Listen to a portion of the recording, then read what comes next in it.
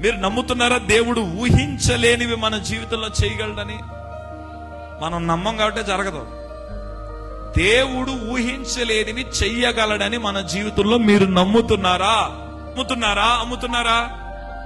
నేను చెప్తున్నాను వినండి, దేవుడు ఎప్పుడు కూడా ఆర్డినరీస్ ఎక్స్ట్రాడినరీగా చేస్తాడు కదా. దేవుడు సాధారణమైనటువంటి మనుషులను లేదా సాధారణమైన వ్యక్తులను అసాధారణమైన వ్యక్తులుగా దేవుడు మారుస్తాడు. హల్లెలూయా.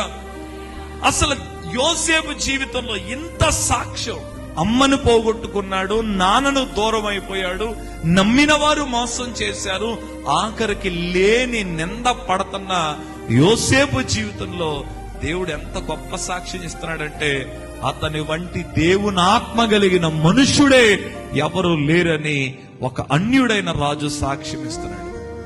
వాస్తవానికి యోసేపు జీవితంలో ఇదంతా జరగడానికి గల కారణం ఏంటి?